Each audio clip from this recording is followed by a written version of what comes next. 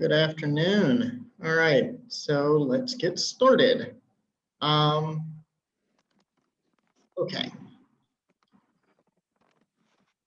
So this week we're beginning our very long conversation about the elements of proof that go into the tort of negligence. Okay? Yes, sir. Yes, go ahead. Good afternoon. Good afternoon. Did you have a question, Rudolph, or were you just? No, sir. Okay. I'm sorry? Okay, sorry. Anyway, so as you know from the textbook, there's basically three elements to the tort of negligence, right? There's the existence of a duty of care, there's a breach of the duty, and there's damages caused by that breach, right?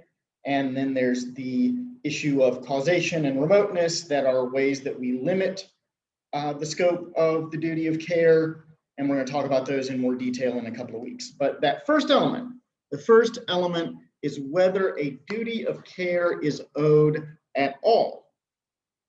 And sometimes, right, this is a very straightforward question, right? There's no doubt at this point in in the year of our Lord 2021, in the year of creation 5781, right? There is no doubt that, for example, a driver owes a duty of care to pedestrians, right? There's no doubt that a manufacturer of a product owes a duty to consumers of that product. Okay, these are very simple, very straightforward questions. But at some point, all of those were boundary questions, right? We didn't know whether that duty of care was owed or not, okay? And so the real question on determining the duty of care lies in these boundary cases, in these places where we aren't quite sure whether there's a duty of care or not. So for example, right, if you have a pharmaceutical company, right, and they make a compound, some sort of drug, and if you take it as directed, it's perfectly safe. Do they owe a duty of care to the person who overdoses? What if the person who overdoses is a child and they couldn't read the directions of how to take the drug safely? They just went, oh, here's something for me to swallow because I'm a child and I put things in my mouth. Does the manufacturer owe a duty of care then? Yes. Well, we're going to talk about that, and these questions at this point are rhetorical, right? In a case, I don't know that this is necessarily relevant in the Caribbean context, but in the United States during Prohibition, one of the things that the government would actually do to try and convince people not to consume the alcohol that was illegal was they would actually spike the ethanol with methyl alcohol or methanol. They would literally poison it, right? Methyl alcohol makes you go blind. Methanol just kills you, right? Did the government owe a duty of care not to poison this illegal substance, right? The modern analogy would be like if the government were to seize a shipment of cocaine and cut it with PCP and then put it out on the market to try and convince everybody that they shouldn't be doing coke, right? Does the government have a duty of care not to do that? Like, I'm laughing because this is absurd, but this is a real thing that happened in the 1920s. So, Sir, go ahead. As real as the example might be, it would be less of a tortious issue and more of a legal one, more of a criminal one, sorry. Because spiking or rather peddling drugs through communities is one where actual people need to be held accountable for, because it is a decision which harms people. Oh, no, you're absolutely right about that. You're absolutely right about that. But the question that but remember last week, we also talked about, there are plenty of actions out there that impose both criminal and tort liability, right? So there's so we can have a situation where there's criminal liability lying in this as well, but there's also questions of tort that are wrapped up in it as well. So you're absolutely right that these are questions that, raise criminal liability issues, but they also raise tort liability issues. All right, sir, I have one. Excuse me, this is Katrina. In constitutional law that we are studying now, I came across an article that said that the government have the responsibility for public safety to give out vaccination, or what you call injection, to the public for public safety. Now Corona is going on, and people are skeptical of taking this vaccine.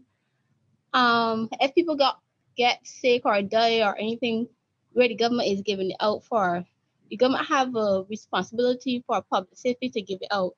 Will the government be held liable if people start dying from this vaccine on the target? Well, you're asking a very big question with a lot of moving parts, right?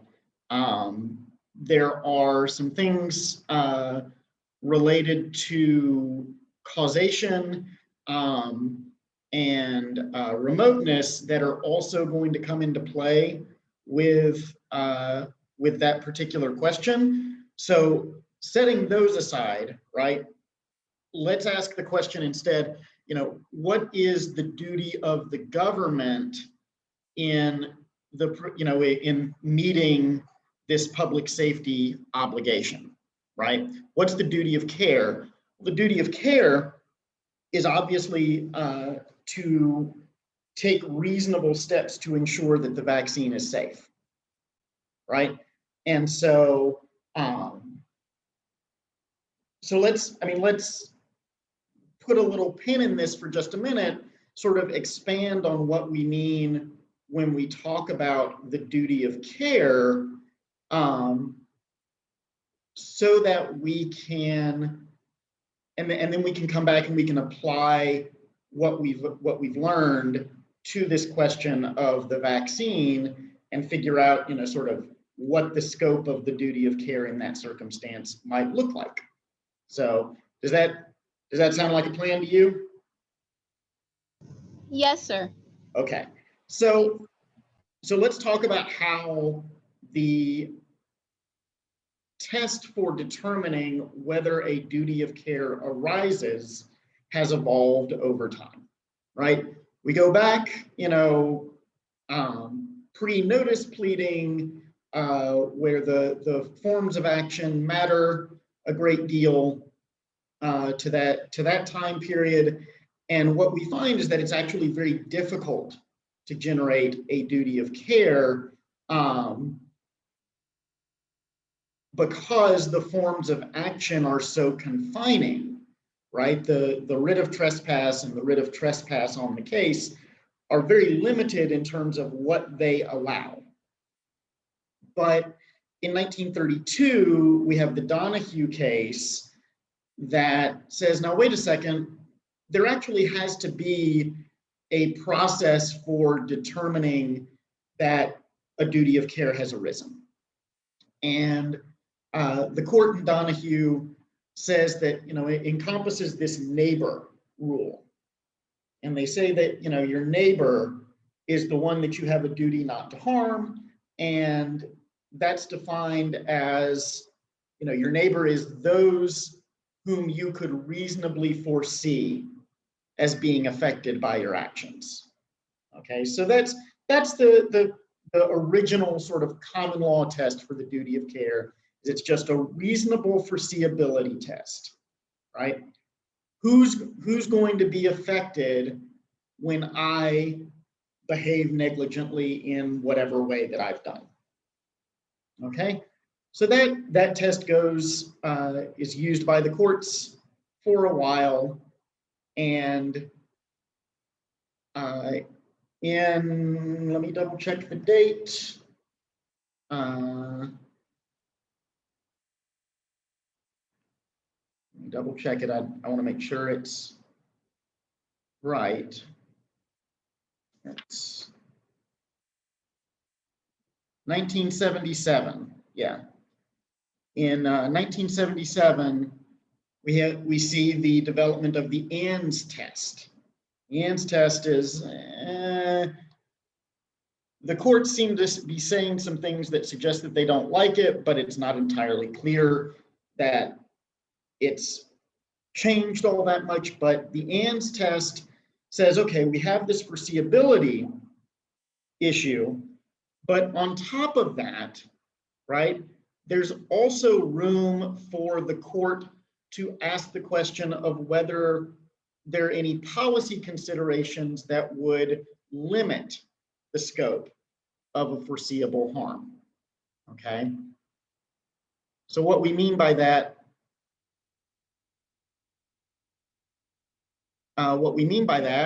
is that, sorry, a couple of things came into the chat and I'm suddenly looking at them. What we mean by that is that this is a way for the court to suddenly ask, okay, is there a larger purpose that is served by denying liability, even if the harm was reasonably foreseeable?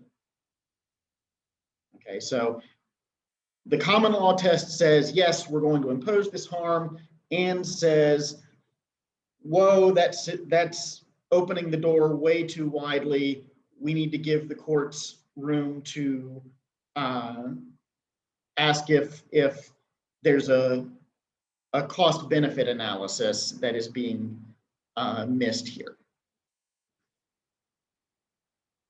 But what winds up happening, right, is sort of the opposite of what the Ann's test suggests, right?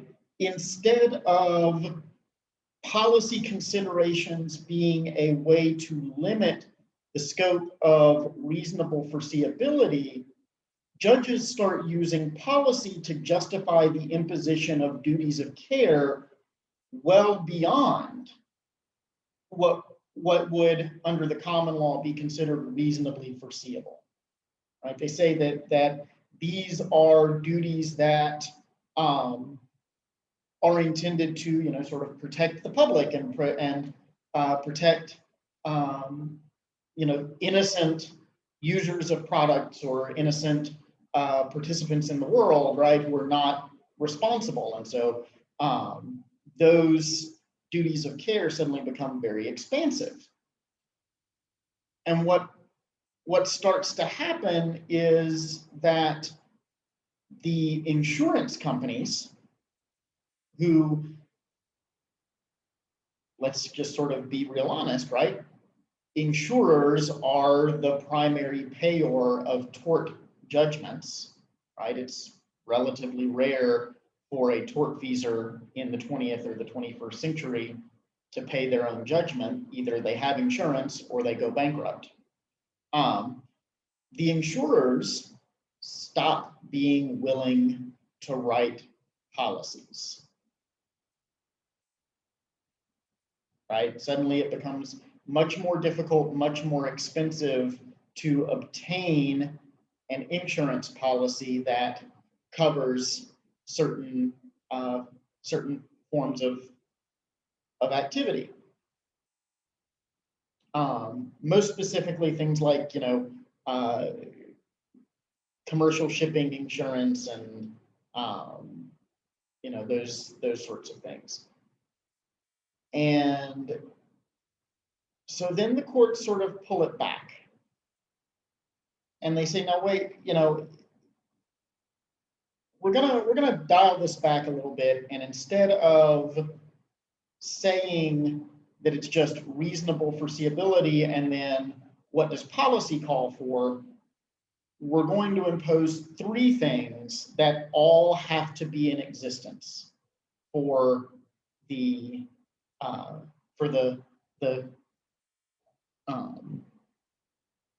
duty of care to arise, right? And this is the Caparo test, that the harm to the claimant has to be foreseeable. There has to be what's referred to as proximity between the parties, and it must be fair, just, and reasonable to impose a duty. So the idea is we still have the common law foreseeability element. We've introduced this question of proximity, and we have also shifted the policy consideration to place the burden on the imposition of the duty rather than on the limitation of it. So given this, right, does it seem like there's a difference between these two tests?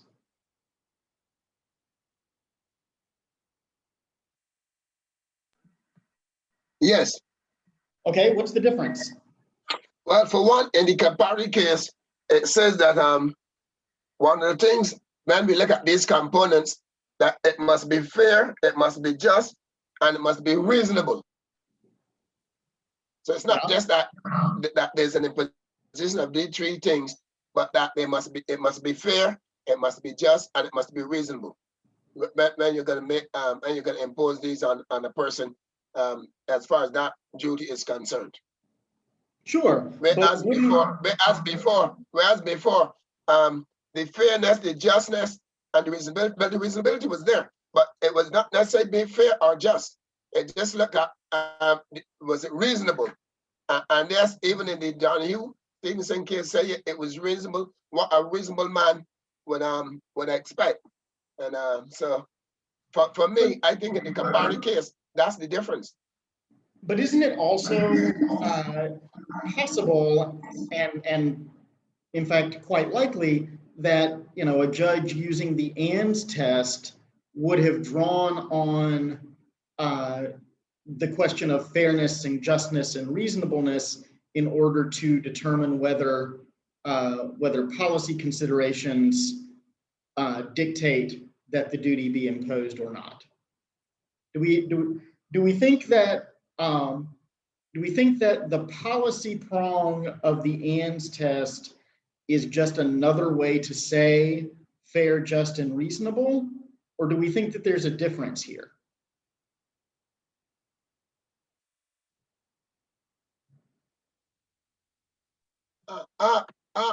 Reasonable may mean sensible. Is it sensible to impose that duty? Because let me hear, Rudolph. Let's hear from someone else. Keandre thinks that they're the same. Why do you think that, Keandre? I think that it's the same because based on the example that you gave earlier. I'm gonna tell you, I can't hear anything that you're saying. You're gonna need to get that microphone a lot closer to you.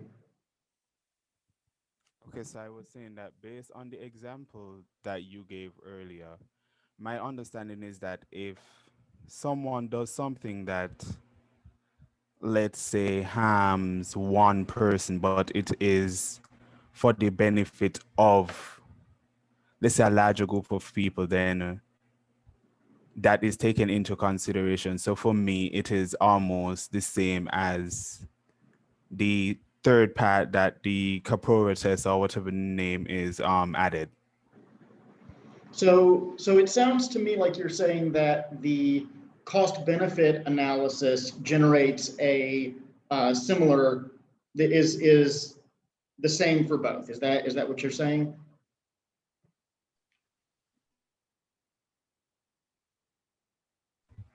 Yes, I'm saying that is what I understand it to be. Okay, Ward, go ahead.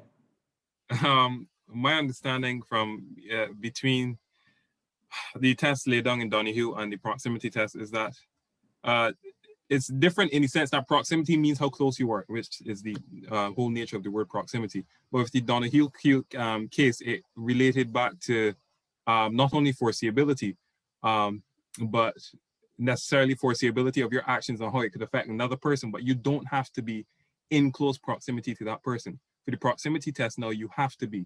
There was an example which I read, which gave an example about, it essentially stated that in the case of Donahue, she put herself in danger because she was in close proximity to the ginger ale. She had an affinity for the ginger ale, and she that's what put her in danger.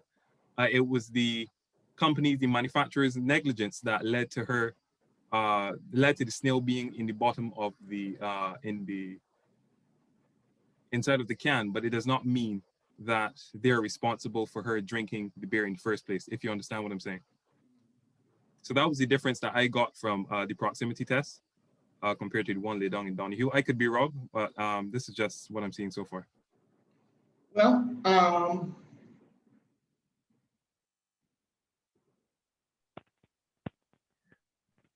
does proximity have to require a, like, does it necessarily imply a physical proximity?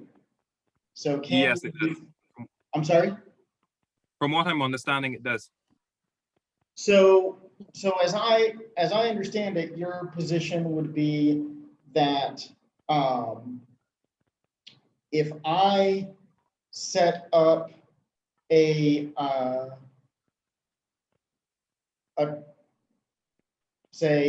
trap, right?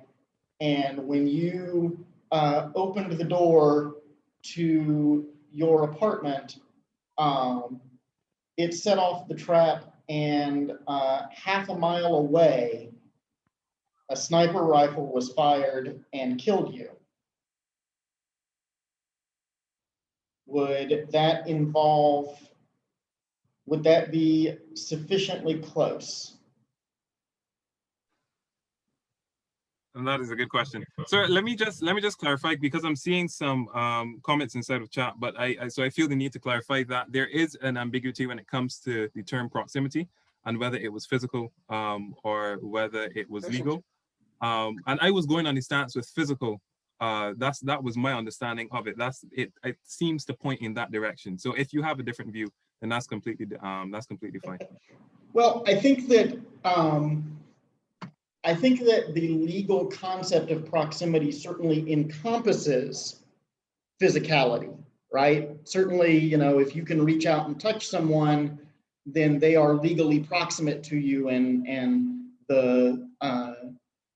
your actions can be causes that have effects on them for which you may be liable, right? But I don't think it's limited to that, right? I think that there are other meanings of proximity that can play a role here. And we're going to talk more about sort of where those boundaries are in terms of, you know, when we talk about remoteness in a few weeks. And I realize I'm sort of playing a little bit of coming attractions with you guys, but part of that is because that's how this body of law is structured, is that there is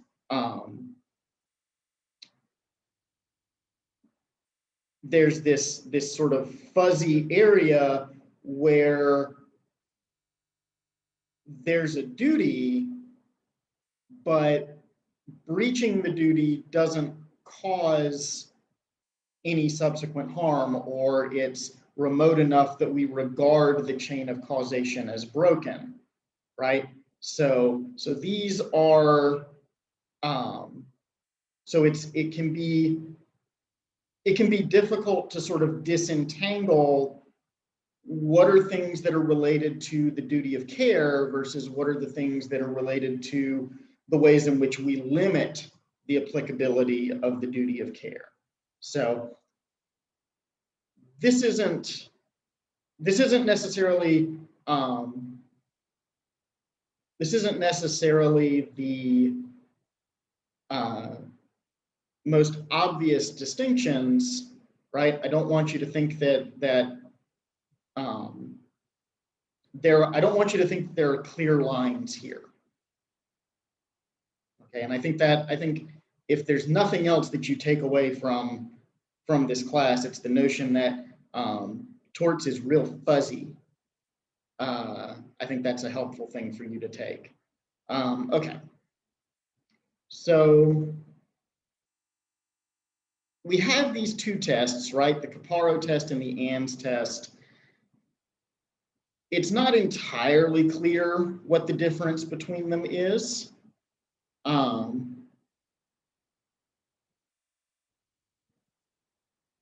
You know, and I'm seeing you guys in the chat and I'm not ignoring you. And I think that you guys are right that like this test on,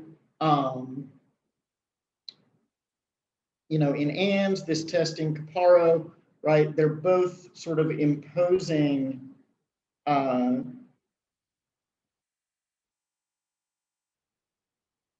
a really poorly constructed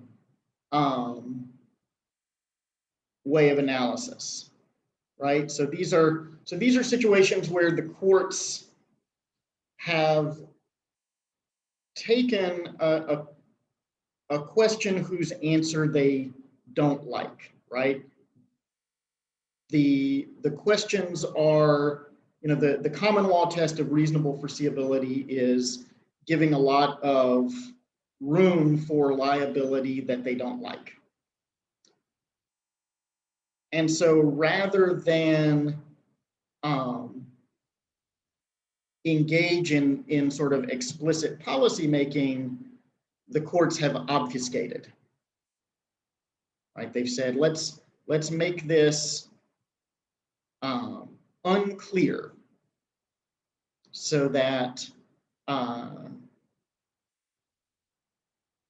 there is room for our policy preferences to sort of bubble up, okay? But that's not really helpful to you guys, right? Because what you want is you want to understand, how do we know if there's a duty of care? And some of the more recent cases, and these are cases that have come out in the UK since Professor Cotellini's most recent revision of the Caribbean book.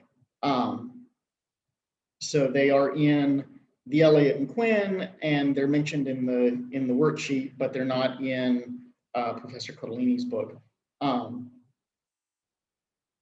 And boy, these cases are basically an explicit statement that that the courts are not going to be engaged in rulemaking anymore. That you guys are not entitled to clear guidance anymore.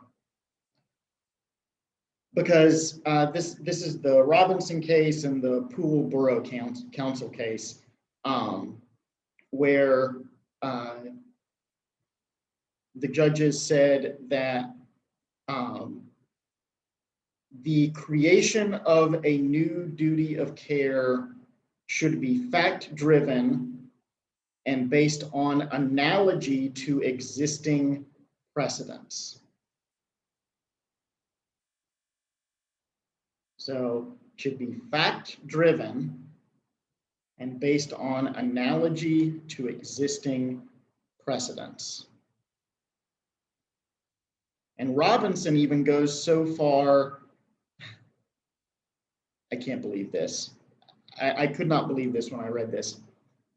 Courts should total up the reasons for and against liability in determining whether the imposition of a duty is just and reasonable. And let me tell you, the one way to make sure that the law develops in a really bizarre way is to tell judges that they have to count things. Not because like there's something wrong with judges, but because so much of the law is not amenable to being counted. Okay, so for example, right, let me give you an example. Let us suppose that on the one hand, right, the court is determining the reasons for and against liability. Okay, and on the one hand, the court says if we do not impose liability, this claimant will be will be a ward of the state for the rest of their lives because they are they've been rendered unable to work by this defendant's actions, and we, the state will have to care for them for the rest of their life. On the other hand, if we impose liability, the defendant has represented that rather than continue their business, they will simply shut down their business altogether. Well, how do we total that up? Because we've got one reason on one side and one reason on the other. But on the one side, we have one person's life. And on the other side, we have, I don't know, however many people are employed by this business. And which one is worth more? I don't know. But the judges in Robinson said that that's what we have to figure out. That's how we determine whether a duty of care gets imposed.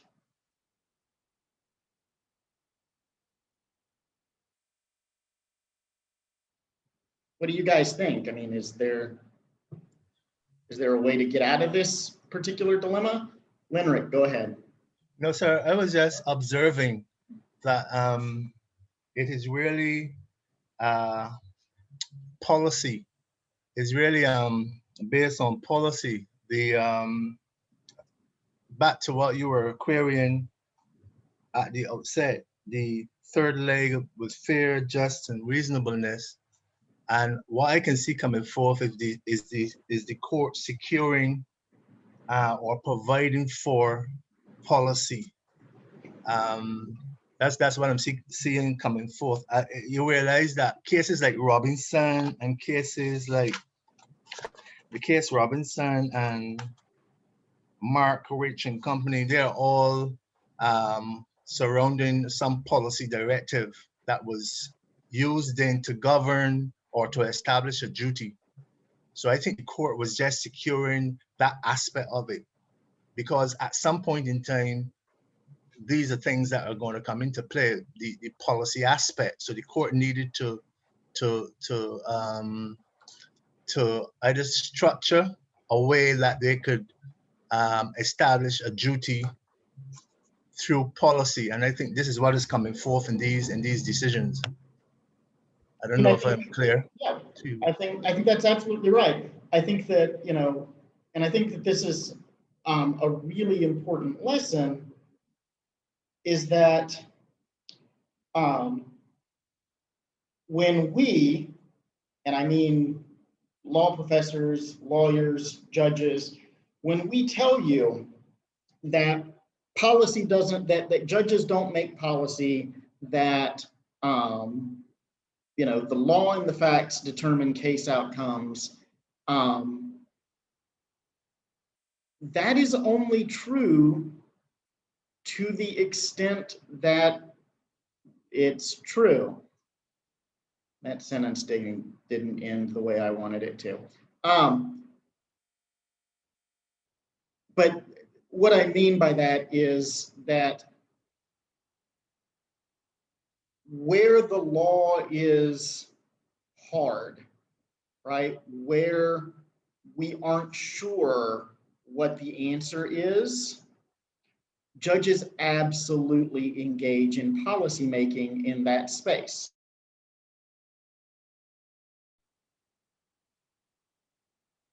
And unfortunately, right, the duty of lawyers,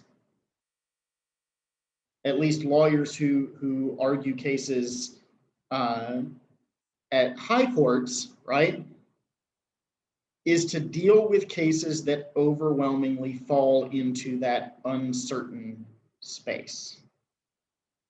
Because if we know what the outcome is, we're not going to take the case to the CCJ, right?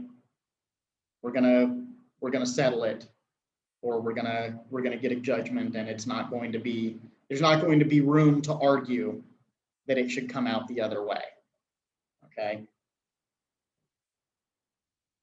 So you're gonna see a lot of cases over the course of your legal education where it feels like judges are engaged in policymaking, including in this class, because they are, particularly at the highest of levels. Okay.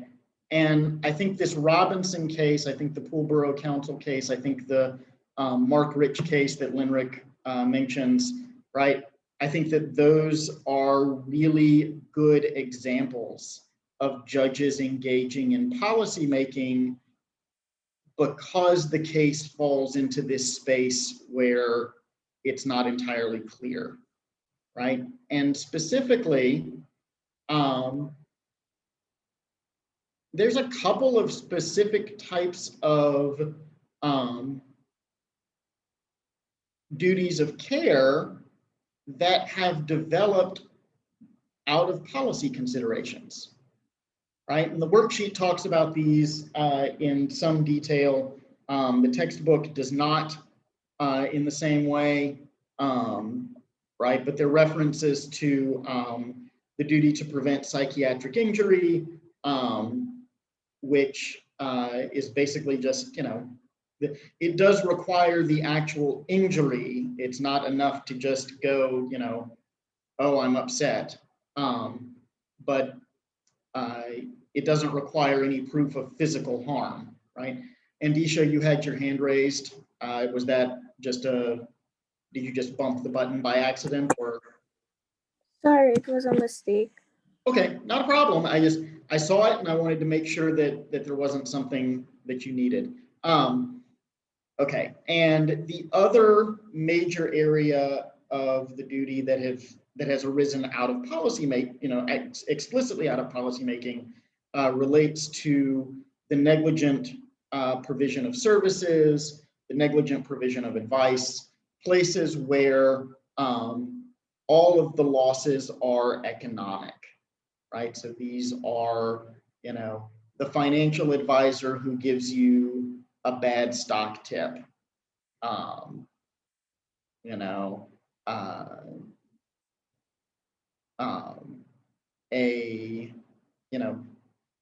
the doctor who misdiagnoses you and prescribes medication that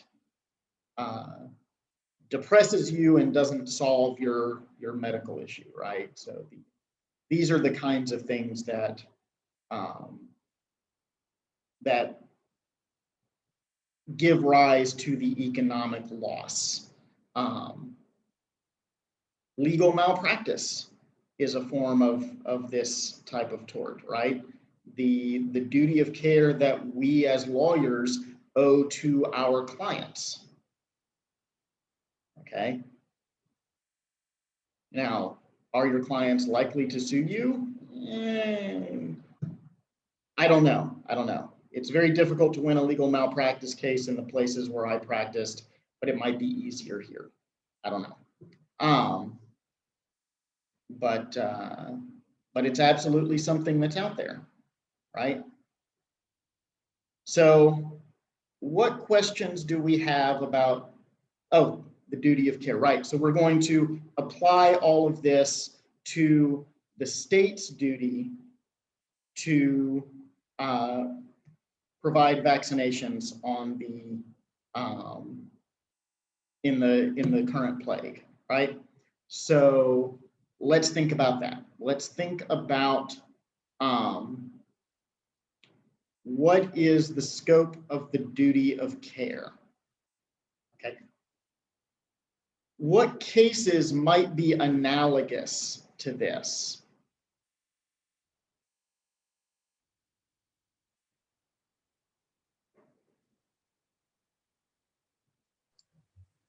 I think cases that are brought against, or you might, you're looking directly at the point raised by the young lady, or Yes. because I just want to mention that I would think that cases brought against policemen could fall the thing, or the police. Okay, force. so perhaps Uh-huh. like, so perhaps cases related to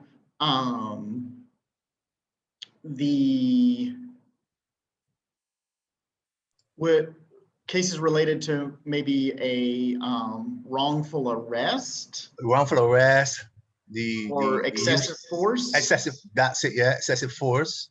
Okay, so so the duty in an excessive force case, right, relates to the notion that the situation required a more measured response than the one that the officer took. Okay. So the idea is that the state should have done Sorry, less. sir, could you repeat that, please? I didn't hear properly. I'm sorry, Michael, go ahead. Could you repeat that, please? I didn't hear you properly. Yeah. So the idea behind an excessive force case is that the duty the state owed was to do less, right? That the state had gone too far given the facts of the situation on the ground. Okay, and sort of how you determine whether that duty was breached is sort of getting out in the weeds. We're not going to worry about that, but that's the scope of the duty. So if that's the analogy, then what's the scope of the duty for the provision of the vaccine?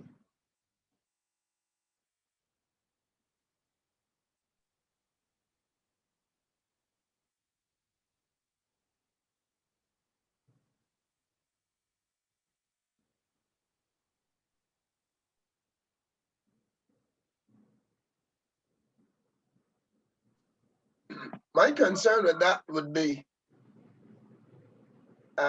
from this perspective, and that when the vaccine reaches Barbados, all the research and testing has already been undertaken. So it's not really a question of our testing it because that has been done. What I think that in Barbados' case would be to test, and they put this test in inverted commas, because some people's body may not be susceptible to it, and others people may be able to take it.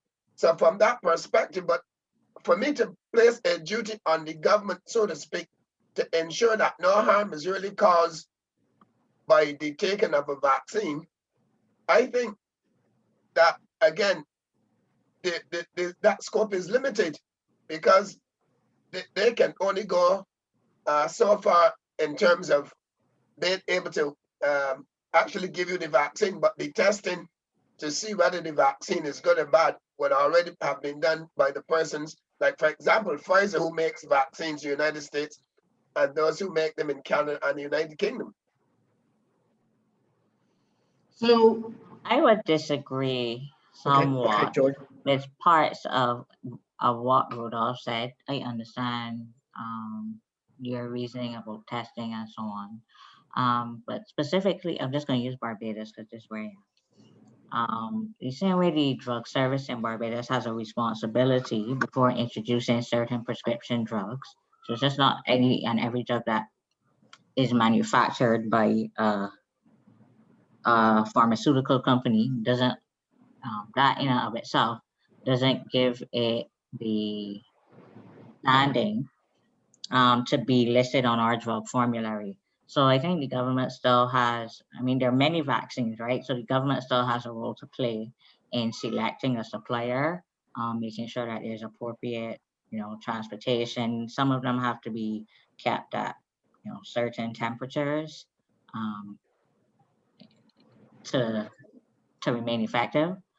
I think that we don't have the regulatory framework in Barbados to reperform the functions of like the UK's NHS or the FDA in the US.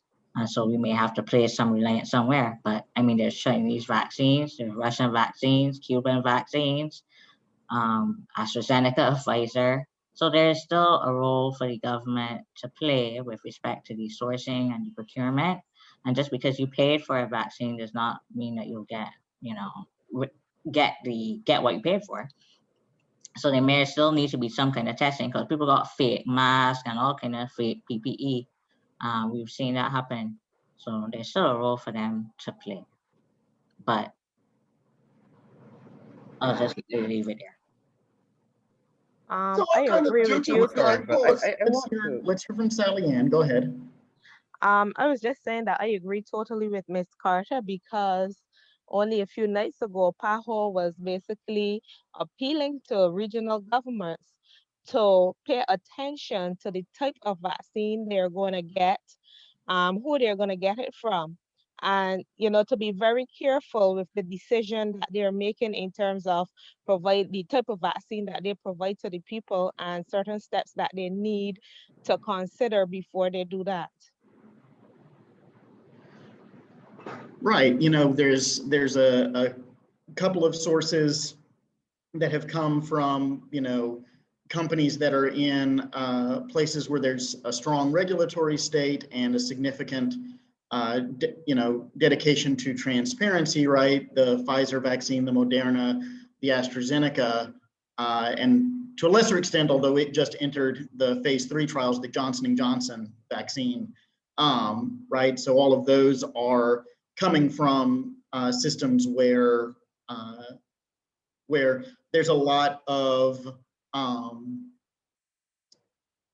transparency and there's a lot of trust in the process. And then you have vaccines from Russia and India and China where maybe the process wasn't as transparent and maybe the vaccines are perfectly efficacious, but it's harder to verify that, right? So, and one other thing too, I do not think that when the government introduces the vaccine, if anything has to happen to any individual, whether death or otherwise, I'm not sure that the government will take any kind of responsibility because I am aware of a few cases where children using some of our current vaccines Mhm.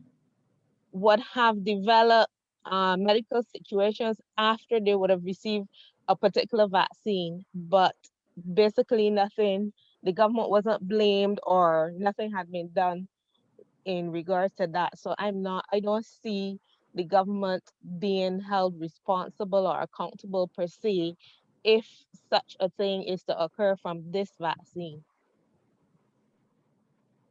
Yeah, and I think that's right. I actually just read a paper by a colleague of mine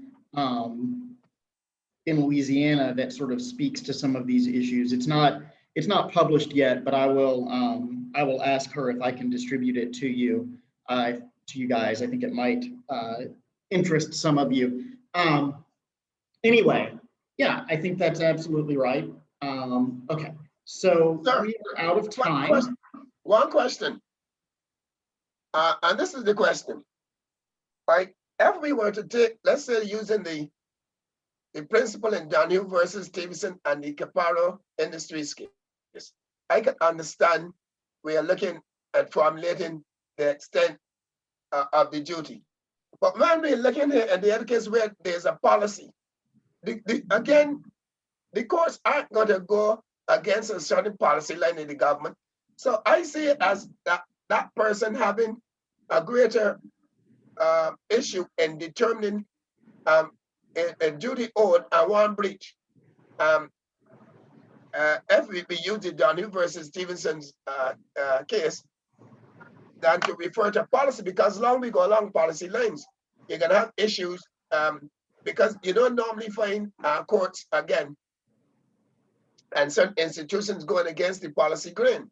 And I think that will pose a problem in its sense in determining the duty and if such a duty is owed and if it's breached. Not only that, the duty would be onerous. That duty would be too onerous and too Right. wide.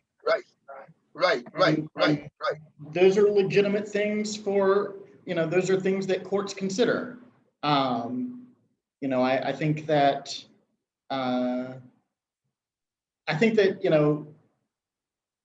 if there's nothing else that you take from this class, I think that it's really helpful for you to take the fact that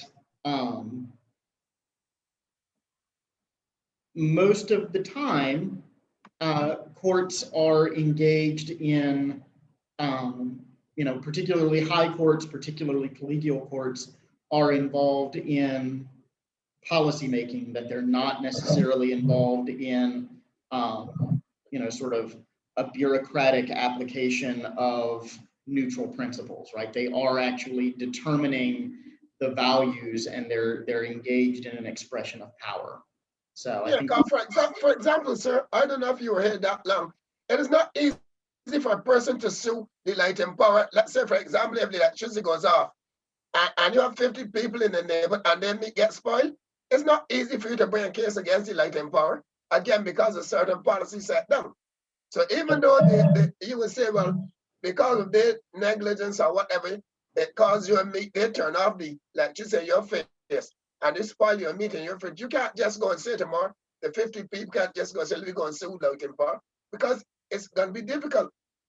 yeah, no, that's absolutely right. And there are immunity doctrines and, exemptions from liability. And these are all sort of policy choices that, judges and legislatures make. The two-stage test, right? We have this reasonable foreseeability, but then we have policy considerations that cut off recovery. So, all right, Joy, you get the last word because we are over time. Well, that was my point. I was going to ask you, since we are passing, if there's any, You any are takeaways. never required to stay here past time. If the conversation is going, I will, sort of let it go on for a couple more minutes. But once we are past the end time for this class, you are never required to stay. Okay? So, all right, guys, I'm going to let you go, and I will see you guys over the course of the week. So take care and bye. You too, sir. Thanks.